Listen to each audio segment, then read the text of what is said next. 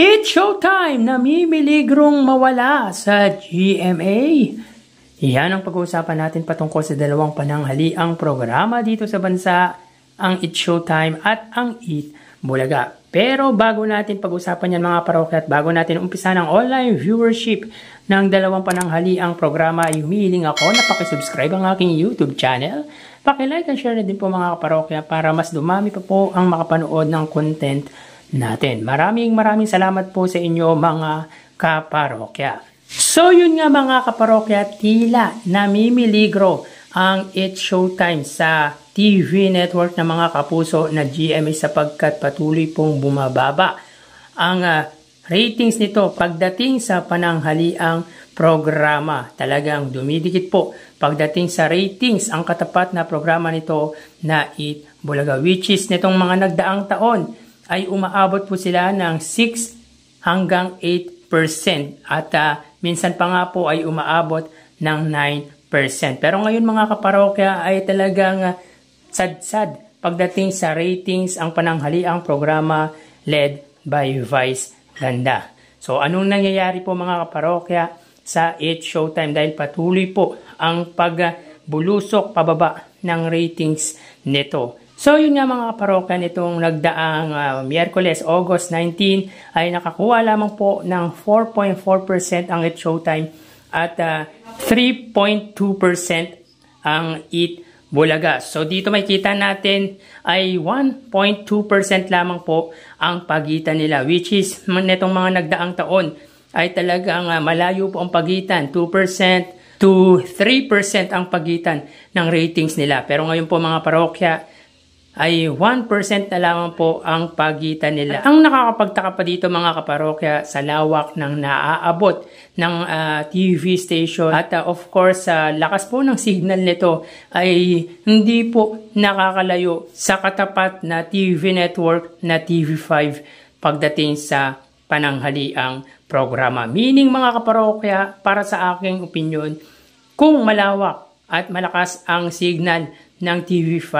baka lamunin po ng buhay ang GMA network dahil 1% lamang po ang pagitan ng kapuso sa TV station ng mga kapatid. So, assuming mga kaparokya sa 4.4% ng It's Showtime, 0.1% dito ay sa All TV at 0.4% dito ay sa A to Z, lumalabas po na 3.9% lamang po ang ratings ng GMA network para sa It's Showtime. Which is mga kaparokya, nung nasa GMA pa po ang Eat Bulaga, ang ratings po nito ay umaabot ng 6 hanggang 8% alone. Single channel lang po yun mga kaparokya.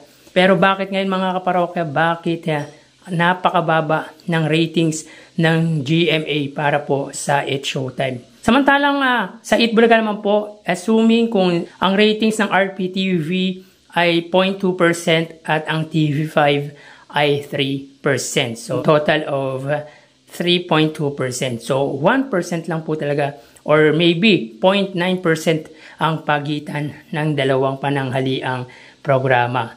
Kung patuloy na mangyayari ito mga kaparokya ay may possibility na kahit famous ang mga host nito, especially si Vice Ganda mga kaparokya, ay may tendency bitawan ng GMA ang It's Showtime. Pero syempre mga parokya, may kontrata po yan. Kaya sa ngayon ay malabo pa pong mangyari yun. Pero kung patuloy na mangyayari ito mga kaparokya, ay may possibility na alisin ng GMA ang It's Showtime pagdating sa pananghaliang programa.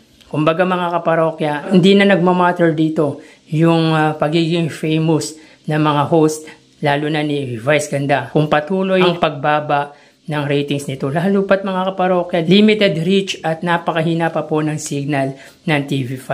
Para sa isang malawak na TV station ay suntok sa kanila yon. So tara ating alamin ang online viewership ng dalawang bigating noontime shows. Para sa Eat Bulaga under TVJ Facebook page na may 3.5 million followers at sa It's Showtime naman po na may 19 million followers. So sa oras na 12:57 PM, ang It's Showtime po ay may segment na Laro-Laro Pick Samantalang ang Eat Bulaga naman po ay sugod bahay mga kapatid. So dito ang It Showtime ay may 4.2 thousand viewers at ang Eat Bulaga naman po ay may 3.1 thousand viewers. So again, sa oras na 12:57 PM ang It Showtime ay may 4,200 viewers. Samantalang ang Eat Bulaga ay may 3,100 live viewers. So pagdating sa Facebook Live mga parokya ay angat po dito ang It Showtime ng 1,100 viewers. So mapunta naman po tayo sa TV Network YouTube channel ng dalawang noontime shows.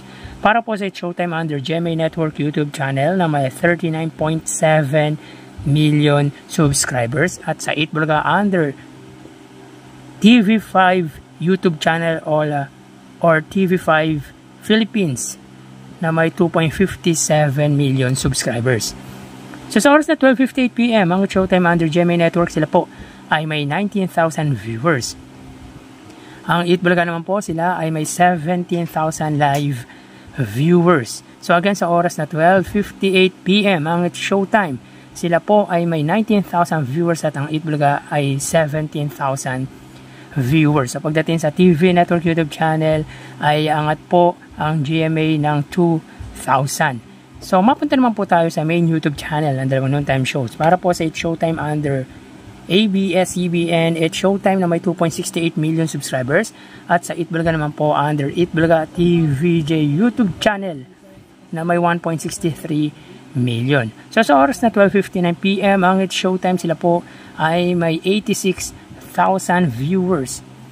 Ang Eat Bulaga naman po ay may 131,000 live viewers. So again, sa oras na 12:59 PM, ang It Showtime sila po ay may 86,000 live viewers at ang Eat Bulaga ay 131,000 live viewers. So bali ang total na nakuha ng dalawang noontime shows ay mga parokya, bali ang total na nakuha ng It Showtime ay 109,000 total views at ang Eat Bulaga ay 151,000 total viewers. So again, ang It Showtime ay may 109,000 views at ang Eat Bulaga ay 151,000 total viewers. So pagdating sa online viewership as of 1 PM mga kaparokya ay angat po ng 42,000 views ang Eat Bulaga. So yan po lumalabas sa kanilang online views update ng dalawang noontime show. So magpapaalam na po ako sa inyo mga parokya.